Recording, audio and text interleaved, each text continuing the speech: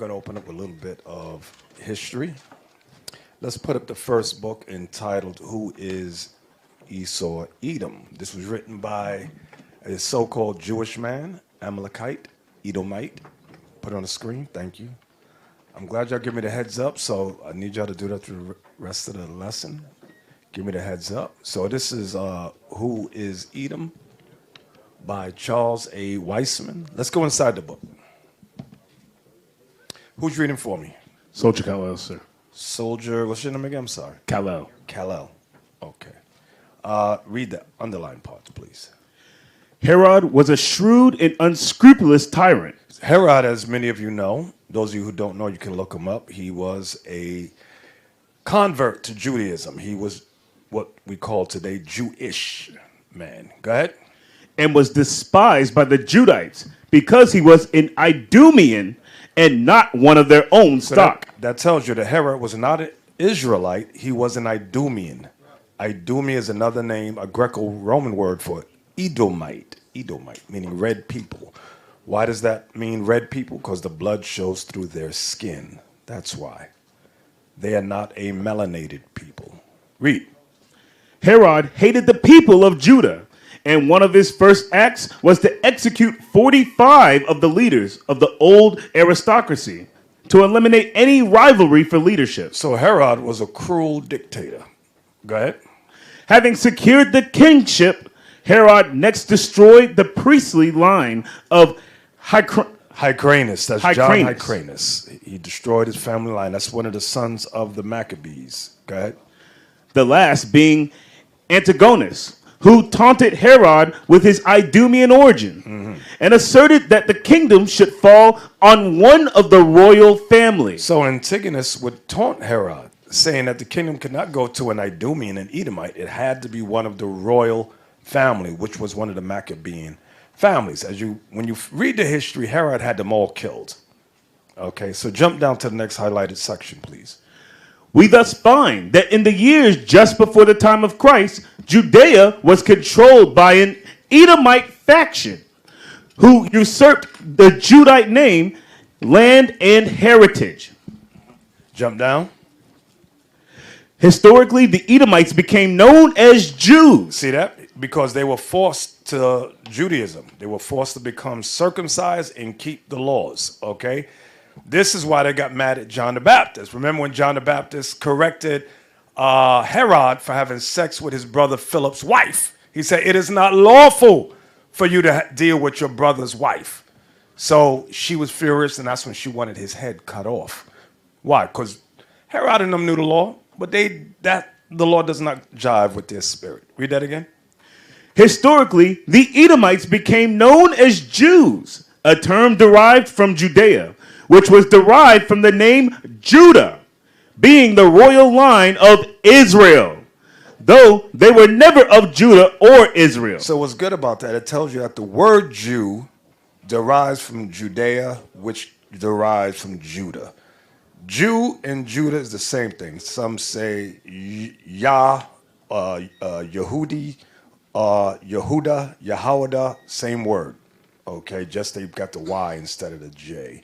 For those of you yayas out there, we love you though. Go ahead, give me the next page. That part right there. The origins of the Jews. The Jews of the day fall within two main types, the Sephardic Jew and the Ashkenazi Jew. So he's talking about the Jews of today. Those you see in Israel today, those you see on CNN, the Caucasian News Network. Go ahead. The Sephardim are also known as Spanish Jews and constitute about 5% of the Jews in the world. The Ashkenazim are the East European Jews, which were found in Poland, Russia, Germany, and Western Asia. This group of Jews make up 90% of the so-called Jews in the world. Many reference and historical sources have unequivocally identified that the bulk of the Ashkenazi Jews were derived from a people known as Khazars, or Khazars in some texts. The original Jewish encyclopedia of 1905 revealed that the main stock of the Jews came from this Asiatic people known as Chazars or Khazars. So what's good about this, although they use the word Asiatic there, we know already, these are the people of Herod, same group of people. They're Edomites, Idumeans. But what's good that I like, it says the original Jewish encyclopedia. Because many times when we bring out this history, they say, oh, you guys are racist. You're filled with hate. No. This is why we try to find books written by their own people. Go ahead. Khazars, a people of Turkish origin whose life and history are interwoven with the very beginnings of the history of the Jews or Russia. Jews of Russia. Mm-hmm. Now, don't get fooled by Turkish, that term, Turkish. That meaning those white folks that lived in Turkey. That's all that's saying. They're not a different breed of people. Go ahead. Historical evidence points to the region of the Urals as the home of the Khazars. Next page.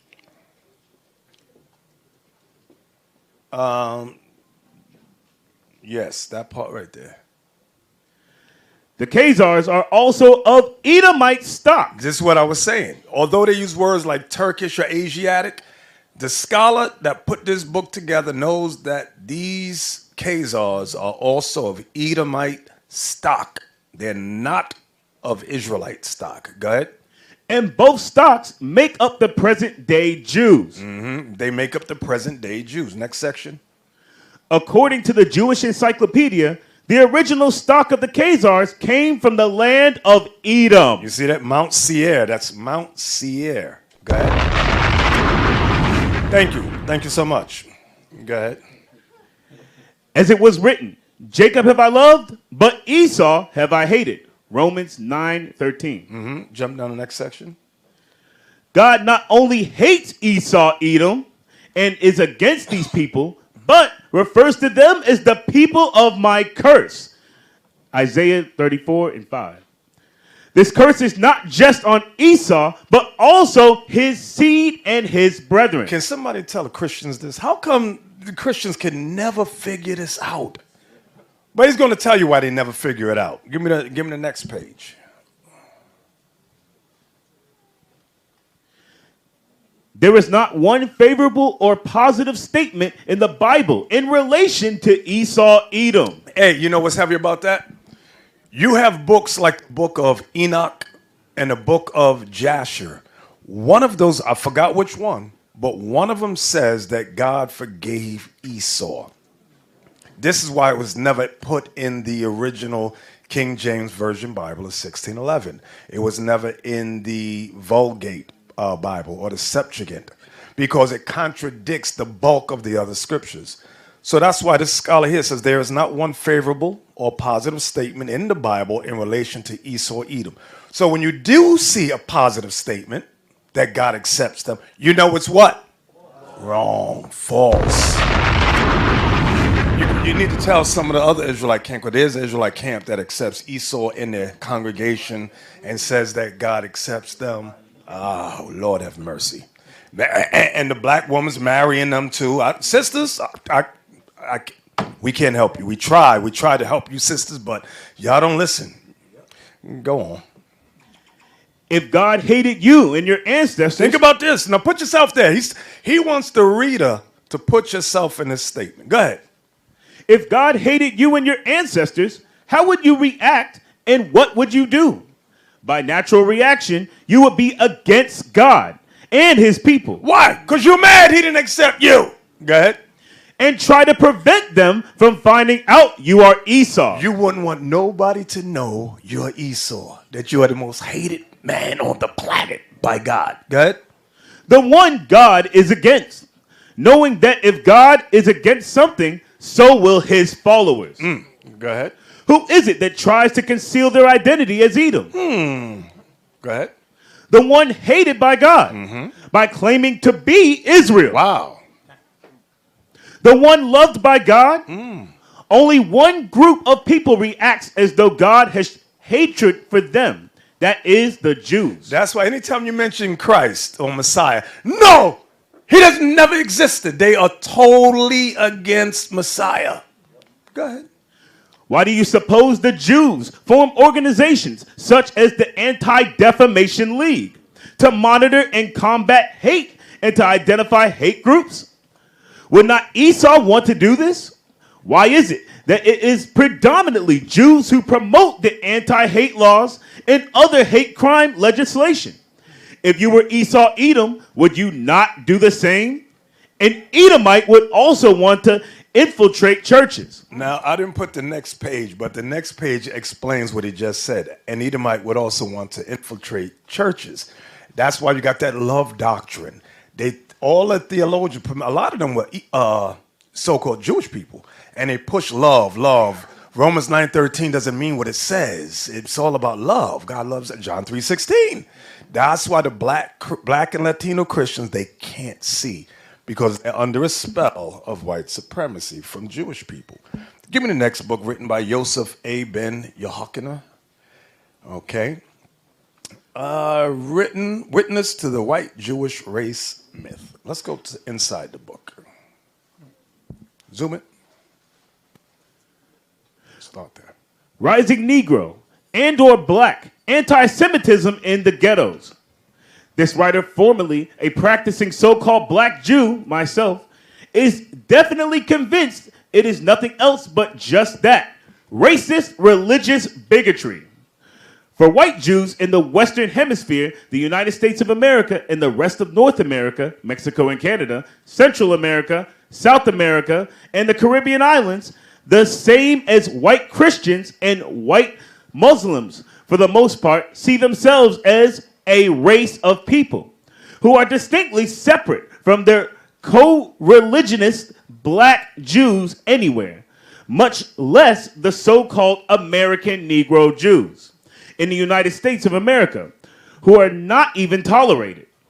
Behind the secret doors of the above citations, it is necessary for black Jews to uncover and bring to the open scrutiny of the general community of man these forms of Jewish racism and Jewish religious bigotry as black Christians, like Dr. Carey, black Muslims, like the late Al-Haji Malik Shabazz, Malcolm Little X, and other. I want y'all to see. Notice he says behind the secret doors about it is necessary for black Jews to uncover and bring to open scrutiny the general community of men these forms of Jewish racism.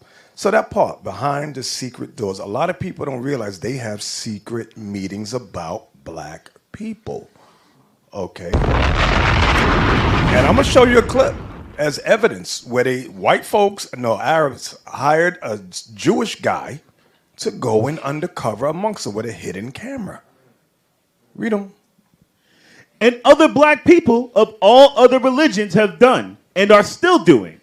The black Jews or Israelites, etc., are more than duty-bound in this regards. We are sacredly obligated for our own survival and prosperity to remove all of this form of cancer in Talmudic rabbinical Judaism. Rabbinical Judaism that is gnawing away culturally and physically at our African people, both at home in Al-Kabulan and outside in the so-called diaspora. So now let's take a look at the video about the secret meetings they have. Give me that clip.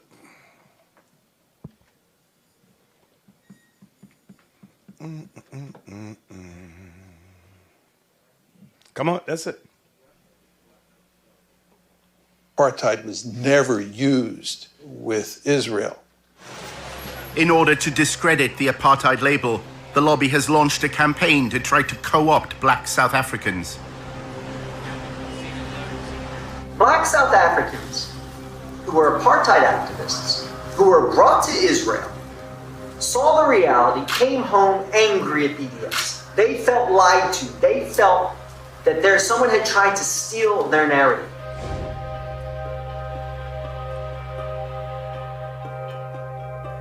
This is an effective tool.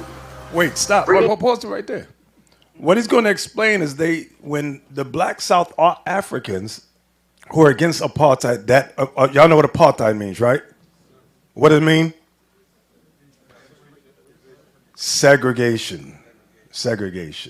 Okay, same thing they did over here. But anyway, it ended in 1994. So what they did when the black South Africans who were against apartheid started to join forces with the Palestinians in Israel about apartheid, what Jewish people did was fly busloads of the black South Africans to Israel and put on a whole show for them of love and peace. Play on. This is an effective tool. Bringing these black South African former BDS activists, now Israel supporters, to American campuses. During his volunteership, Tony learned that the Israel Project has been developing a strategy called Stop Stealing My Apartheid. The plan is to feed articles written by black South Africans into the American media, claiming that BDS has distorted their history. If you're disgusted by segregation in this country, if you're disgusted by South African apartheid, then you should also be disgusted by Israeli apartheid. Another workshop was addressed by Israeli diplomats from consulates in the US. Black Lives Matter had attracted particular criticism after voicing support for the BDS movement. It appears that Israel's diplomats may be trying to challenge the apartheid label by canvassing support amongst African Americans. The major problem of Israel is with the young generation of the black community. Black Lives Matter starts there.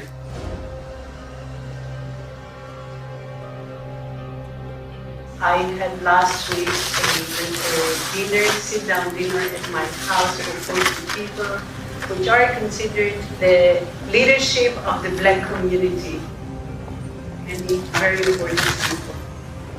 They can be part of our doing an activity.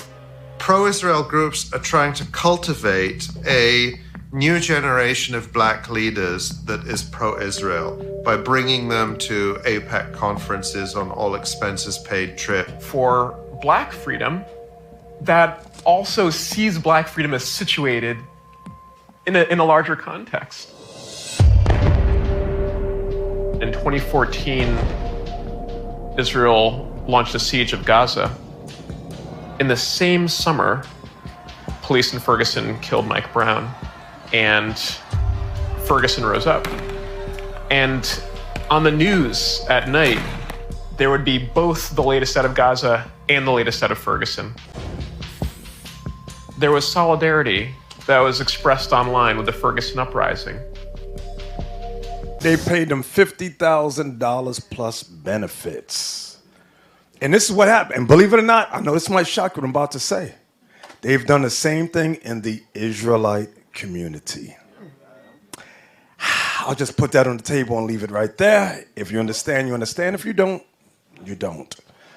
Some there. Okay. Everybody understand what we just looked at, right? All right. Yes. You see the part. Okay. You see the part where he said they put people inside to disrupt the organization. They put people inside here to disrupt the organization too. They're right here right now because they can afford it. Remember, these people sit in $40 billion, and that's one organization. So they got the money. They got more money than us. And this is why, regarding you captains, when brothers or sisters rile up in here with some doctrine, believe it, some of them are getting paid to do that. Throw them out. Do not give them opportunity to spread no nonsense. Throw them out immediately and don't shed a tear. I hope everybody understand that, because I ain't going to shed a tear. Go, nigga, go. So we're in some dark times. We are in some dark times, and I'm going to show you that. Give me Ecclesiastes 43. I touched on this last night with some of the brothers. We are in some dark times, and the Lord has been showing us, but we don't catch it.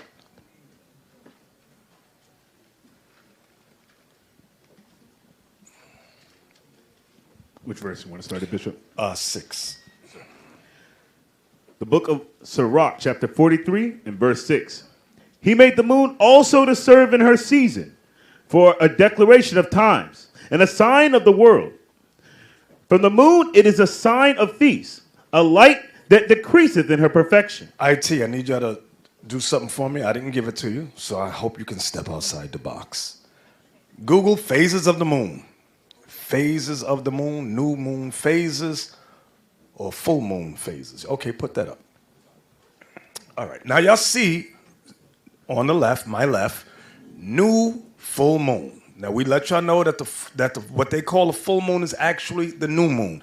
And I believe you showed a book that said that too, right? Okay, good. Now you see the phases. It goes from bright and it phases all the way to dark. It's decreasing, right? Everybody see that, right? Yes, then it begins to increase. Yep, go around, increase. Okay. So now, listen good. Read Ecclesiasticus 43:6 again. Just put me in the box on the screen. Leave that there. Put me in the box on the screen. Read 43:6. He made the moon also to serve in her season for a declaration of times. The moon serves in her season for a declaration of times. Time. Go ahead. And a sign of the world. That's the part right there. And a sign of the world. The moon symbolizes a sign of the world we live in. I know that there's a pause right there. I want y'all to take a look at the full moon again. The new moon. It's bright. It's in its, what's the word it used? So with a P. Perfection. When was the earth in its perfection? During the time of Adam. Everybody understand? Now what happens? Give me the highlight. Put it on the full. Now go around. It begins to get what? Decrease, and darkness begins to cover till it gets black. Watch this. Give me 2nd Ezra 7 and verse 13.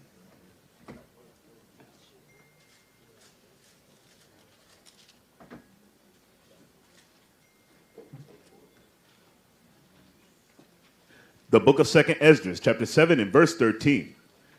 For the entrances of the elder... For the entrances. Sorry. For the entrances of the elder world... The elder world, during the time of Adam, were wide and sure, and brought immortal fruit. The elder word brought forth immortality back then. Now watch this. Give me 2nd Ezra 14 and verse, let me look, 20, bear with me. 14, bear with me, I don't have it in my notes.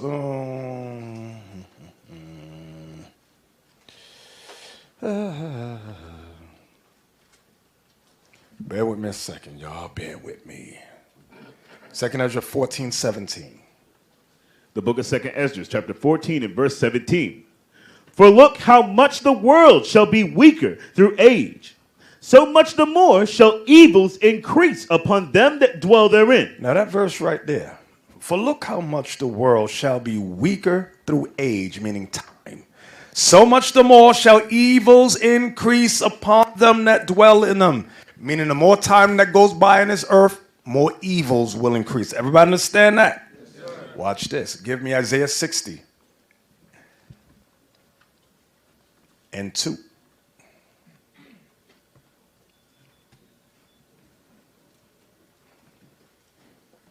The book of Isaiah, chapter 60 and verse 2. For behold, the darkness shall cover the earth. Darkness shall cover the earth. Go ahead. And gross darkness the people. And gross darkness the people. But the Lord shall arise upon thee, and his glory shall be seen upon thee. So meaning what? When the Lord returns, the earth is going to be in total darkness. Just like a phase of the moon. From there, go back to 2nd Ezra 14, and let's start up at verse 10. 2nd Ezra 14 and verse 10. The book of 2nd Ezra, chapter 14 and verse 10. For the world hath lost his youth, and the times begin to wax old. For the world is divided into 12 parts, and the 10 parts of it are gone already, and half of a 10th part. So it's like a 10:30 on the clock. Okay, it's already passed. This is what the angel is telling Esdras. When he says, you look at the earth like a clock, He said what? Read that part again. For the world is divided into 12 parts. Can you put a clock on the screen? Find me a clock. Find me a clock. Because I'm slow. I'm slow. I need help. Just find me a clock. Come on, put it on the screen. Okay, just like a clock. Read it again. For the world is divided into 12 parts. So you got 12 parts on the clock. Mm-hmm. And the 10 parts of it are gone already. 10 parts is gone already. 10 o'clock gone already. Go ahead. And half of a 10th part. And that's that 10:30 mark. Go ahead. Now this was back then during the time of Esdras, during the time of Persia media, the angels telling him this. Everybody don't understand this. Go ahead. And there remaineth that which is after the half of the 10th part. So he says from that time, all that's left is what? What is that? How many hours is that? An hour and a half? That's an hour and a half. Everybody understand that? An hour and a half. Now, watch this. Give me 2nd Ezra 6 and 6.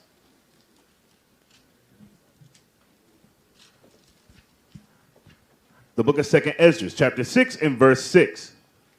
Then did I consider these things, and they all were made through me alone, and through none other. That's Christ speaking. Go ahead. By me also they shall be ended, and by none other. Read. Then answered I and said, what shall be the parting asunder of the times? Or when shall be the end of the first? When shall be the end of the first world? Go ahead. And the beginning of it that followeth. And the beginning of the world that follows. Go ahead. And he said unto me, from Abraham unto Isaac, when Jacob and Esau were born of him, Jacob's hand held first the heel of Esau. For Esau is the end of the world, and Jacob is the beginning of it that followeth. Esau is the last ruling empire. That's what he says. That's what it means. For Esau is the end of the world. When you hear some people out there, you hear some Israelites say, no, Esau is the Arabs. No, that's wrong. That's wrong. Because if Esau is the Arabs, that means we got to go into captivity again. And that make no damn sense. What the hell wrong with you? The Bible says Esau will go to the moon. I don't see no damn Arabs going up there. The hell is wrong with you? That's why some of these Israelites don't listen to them. Saying some of you women are all over the place. You listen to everybody, just simple as hell. When you get caught up in the foolishness, shame on you. Stop listening to them. You're going to get lost in the source. So read that verse again for me. For Esau is the end of the world, and Jacob is the beginning of it that followeth. The hand of a man is betwixt the heel. The hand of man is betwixt the heel and the hand. That's the other nations. Go ahead. Other question, Esdras, asked thou not. Give me 2nd Esdras 11 and 1. Watch this. In case some of you watching online going, I kind of dispute what you're saying. Shut up! Listen. The book of 2nd Esdras, chapter 11 and verse 1. Then saw I a dream, and behold, there came up from the sea an eagle, which had 12 feathered wings and 3 heads. Now the question is, well, who is this? Give me that in Obadiah. Hold on, we're coming right back here. So don't drop this. Obadiah, we're going to read 1 through 4. The book of Obadiah, verse 1. The vision of Obadiah, thus saith the Lord God, concerning Edom. Concerning who? Edom. Uh-huh. We have heard a rumor from the Lord, and an ambassador is sent among the heathen. Arise ye, and let us rise up against her in battle. So that's NATO. They're prophesied to rise up against America. Go ahead. Behold, I have made thee small among the heathen. Thou art greatly despised. Esau is greatly despised. Come on. The pride of thine heart hath deceived thee. Thou hast dwellest in the clefts of the rock. Thou that dwellest in the clefts of the rock. Hey, do y'all have the Caucasus Mountains on file? I need y'all to roll with me in the spirit. Okay, that's not the Caucasus Mountains. That's the Caucasus Mountains. Put that on the screen. I was about to summon Malafia for a second.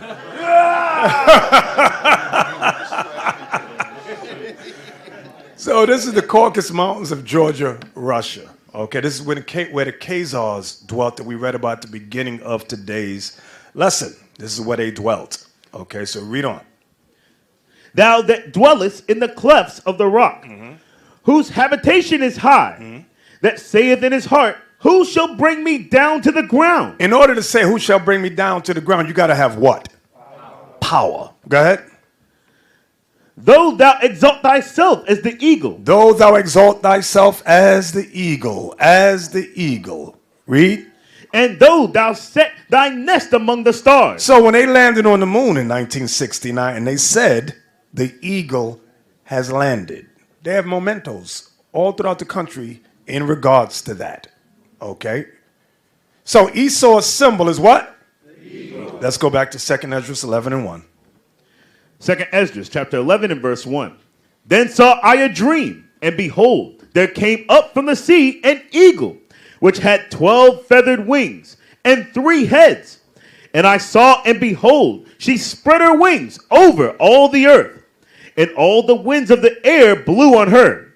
And so hold on. From there, jump over to verse 37. So we're talking about the eagle in all her forms. Watch this, verse 37. Verse 37. And I beheld, and lo, as it were a roaring lion. This roaring lion is Christ. Go ahead. Chased out of the wood. Meaning it ran out of the woods. Mm-hmm. And I saw that he sent out a man's voice unto the eagle. The voice that's coming out is the voice of the prophets. Go ahead.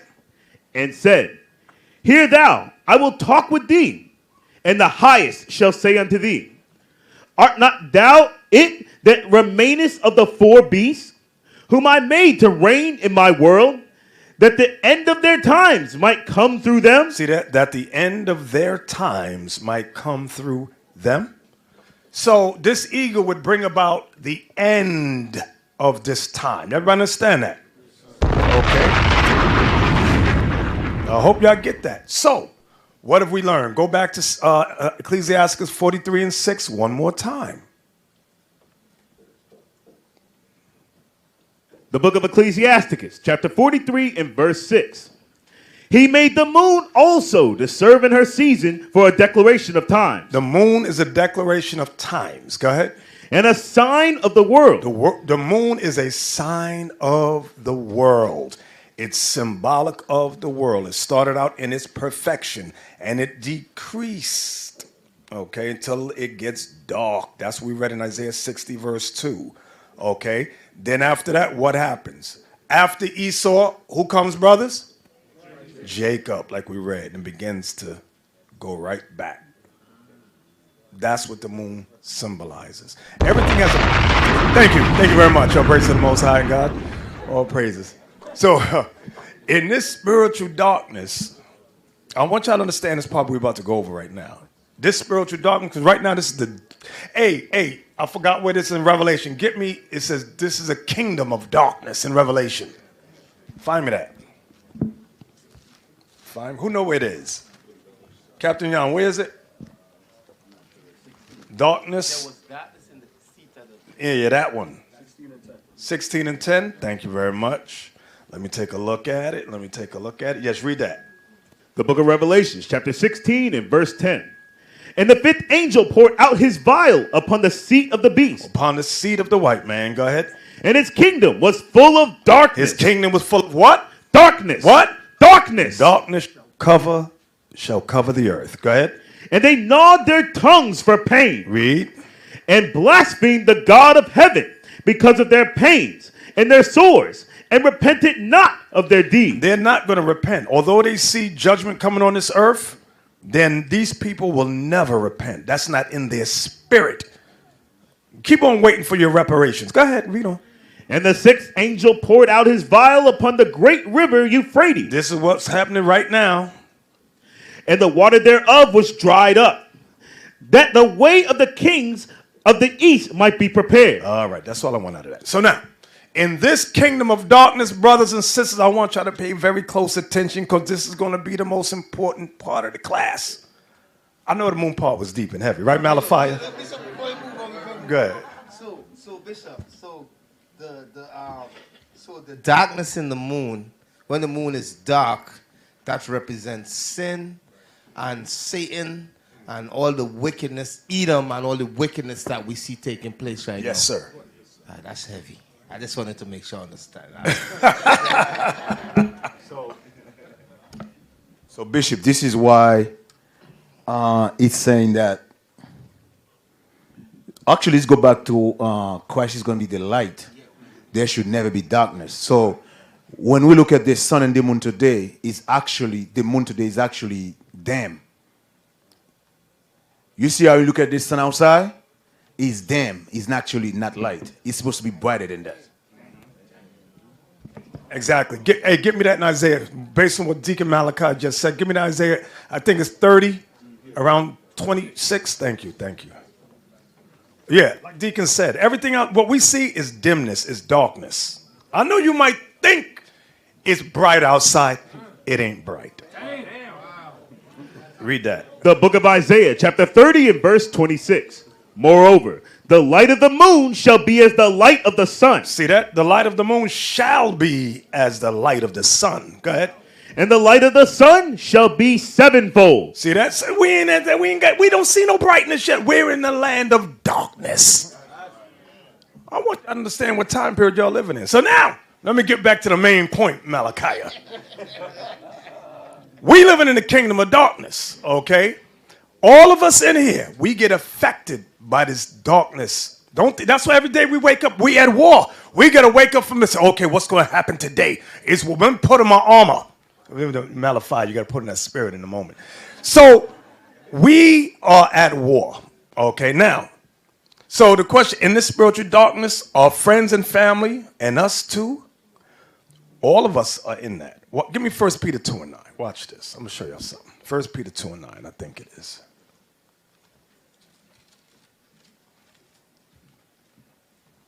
Watch this. The book of 1 Peter, chapter 2 and verse 9. But ye are a chosen generation. Started 8. I like 8. Verse 8. And a stone of stumbling. Christ is a stone of stumbling. Go ahead. And a rock of offense. Christ is the rock of offense. Why is he the rock of offense? Some of you get offended at the laws in the Bible. You get offended at the law. And then you blame the teachers. We're just the messengers. Go ahead. Even to them which stumble at the word. That you stumble at the word. Being disobedient. Whereunto also they were appointed. Whereunto also some of you were appointed from the beginning of time. This soul will never be compliant with God's laws. Shazam. That's you. That's some of your mothers, some of your fathers. We can't change it. Go ahead, watch this. But ye are a chosen generation. But Israel, we are a chosen generation. Go ahead. A royal priesthood. Brothers, we are a royal priesthood. And holy nation. We are a holy nation. A peculiar people. We are a peculiar people. That ye should show forth the praises of him. Watch this. Who hath called you out of darkness into his marvelous light. So we're being called out of darkness. Remember, this is a kingdom of darkness. We're in the final phase of the moon.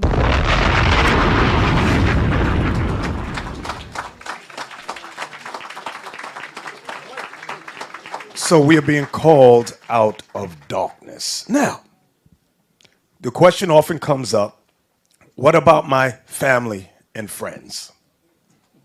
Should we cut them off? Well, I'll word it like this. I want everybody to listen to what I'm about to say. The only family and friends to cut off are those causing you to sin. Everybody understand that? Because some of your mothers and fathers are not trying to get you to break the law. Some of your mothers and fathers are in agreement, although they have never come to the school. And this is from when some of y'all talk with us about your family situation. Some of your mothers and fathers, they don't believe, but they're saying, okay, that's what you believe, but we still love you. You are our son, you are our daughter, whatever. Whatever you need, we're here to help you. Y'all know what I'm talking about? That's some of y'all. Why would you cut them off? Don't cut them off. Okay, so now,